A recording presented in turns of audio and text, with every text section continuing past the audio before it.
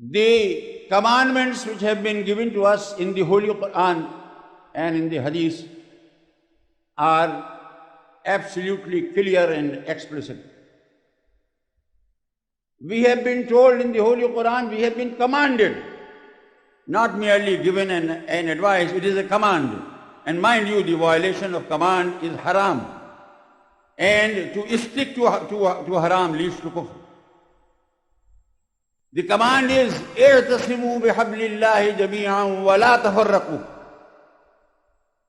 Hold fast to the bond of unity which Allah has created in the ummah, and never divide yourselves into factions and groups on any ground whatsoever. This is the command. This is the kulliyah, or the universal principle laid down in connection with Muslim unity. Then, in connection with religious groups which have been forming throughout Islamic history, especially in the later days, we were told in the Quran in clear-cut terms, وَلَا تَكُونُوا مِنَ الْمُشْرِكِينَ. Do not become later on among the mushriks. And the mushriks have been qualified in this verse in this manner, مِنَ الَّذِينَ فَرَّقُوا دِينَهُمْ وَكَانُوا شِيَعًا كُلُّ حِزْبٍ بِمَا لَدَيْهِمْ فَرِحُونَ.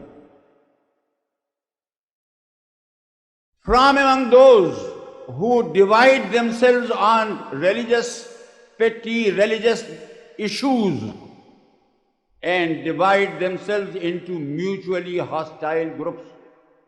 And every group regards itself alone as on the right path and the other group as absolutely condemnable and kafir.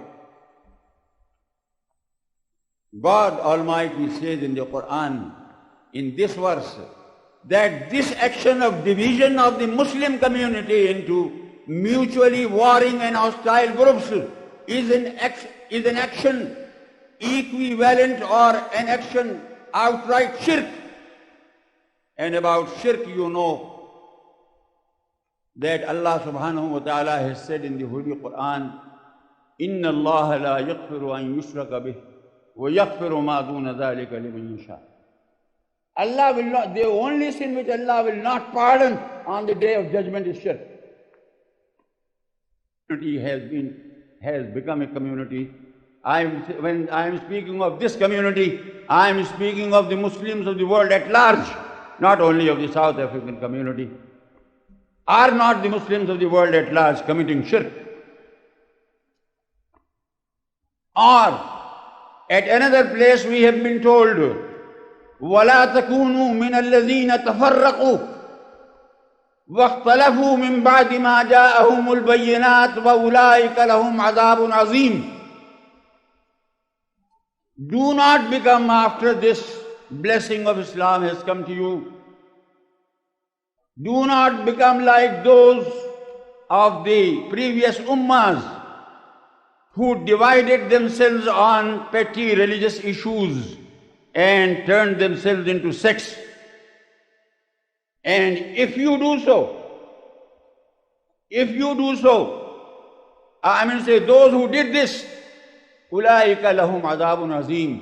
For them is a severe chastisement. يَوْمَ تَبْيَضُّ وُجُوهٌ وَتَسْوَدُّ وُجُوهٌ, and so on it goes. Now, the principle of unity, as spoken of in the hadith, for instance, there are numerous hadiths about it.